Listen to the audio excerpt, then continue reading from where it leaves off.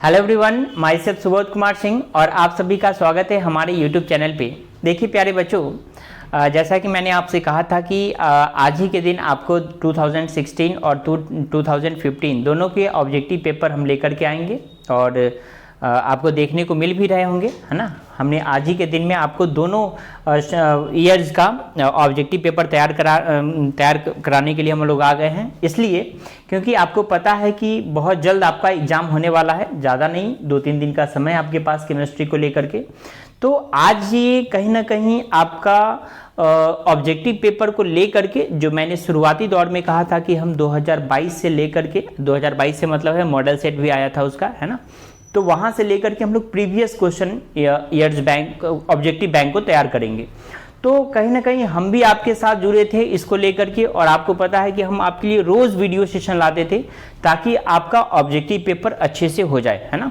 और हमने बीच में एक स्पेशल अनाउंसमेंट भी आपके सामने लाया था जिसमें हमने आपको कुछ सब्जेक्टिव पेपर्स भी दिए थे और हमने कहा था कि आप उसको अच्छे से तैयार करके जाएंगे, है ना।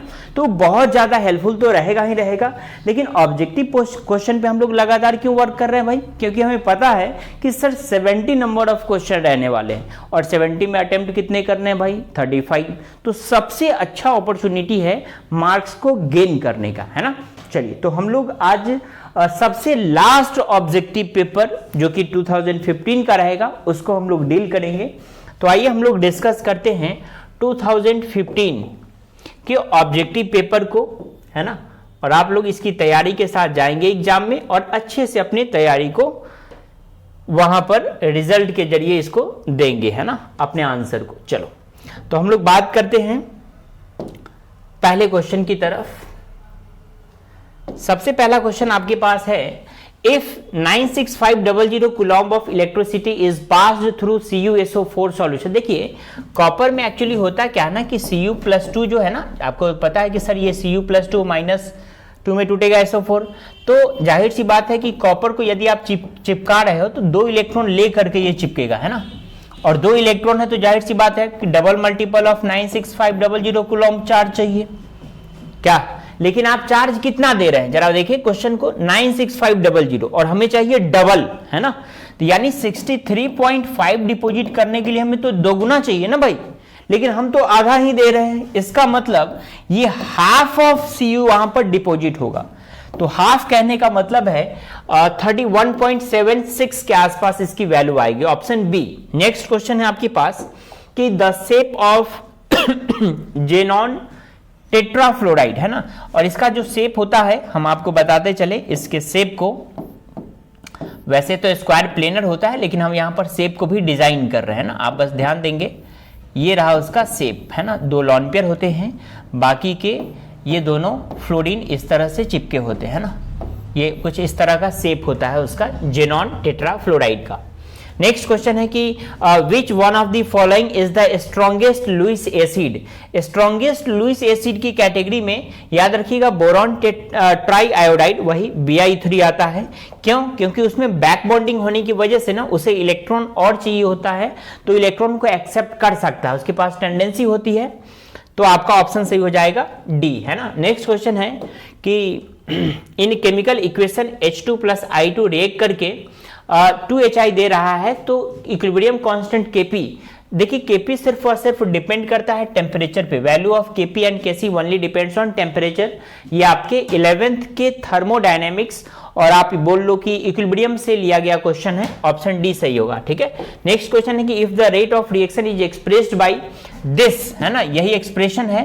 तो इसमें यदि आप ऑर्डर कैलकुलेट करने जाइएगा तो ऑर्डर का वैल्यू होगा a⁻2 और b⁻ कुछ नहीं है तो 1, 2 और 1 कितना हो जाएगा भाई? 3। तो ऑप्शन बी। नेक्स्ट क्वेश्चन है कि if 2 gram of NaOH is present in 200 ml of its solution then its molality will be what. Molality का क्या फॉर्मूला होता है? हाँ, सभी बच्चों को याद होना चाहिए क्योंकि यहाँ पे सवाल आएगा, ये कंफर्म है ना।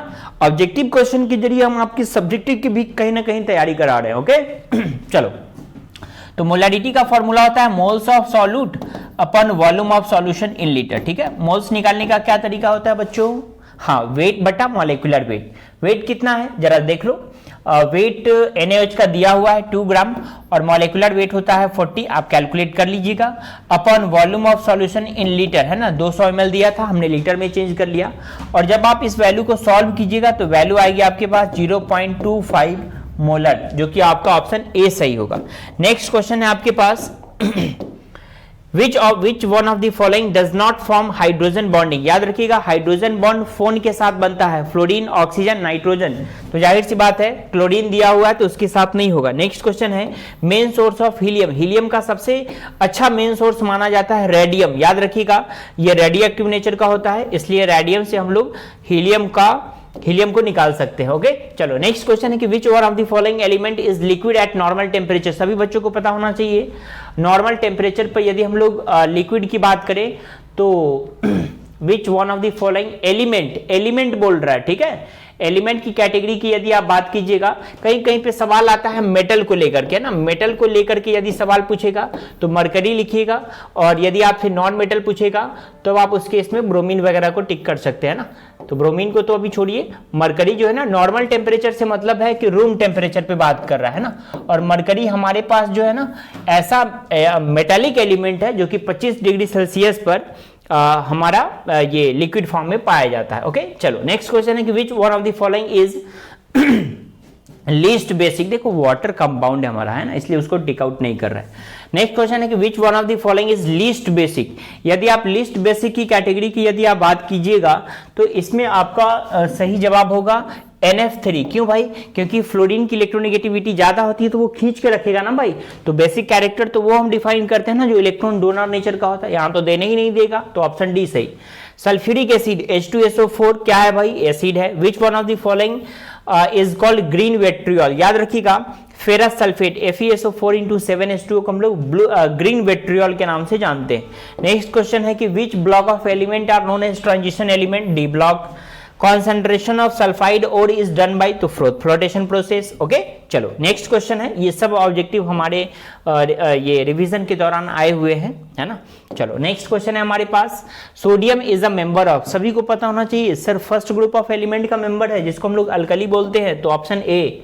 नेक्स्ट है most abundant element in earth crust. देखिए अर्थ क्रस्ट में पाए जाने वाले एलिमेंट की यदि हम बात करें तो एल्युमिनियम, सिलिकॉन, ऑक्सीजन, ये तीनों पहले ऑक्सीजन है, फिर सिलिकॉन है, फिर एल्युमिनियम है। लेकिन आपसे वो बोला है कि एलिमेंट, है ना, मेटल बोलता तो एल्युमिनियम टिक करना पड़ता है, याद रखिएगा।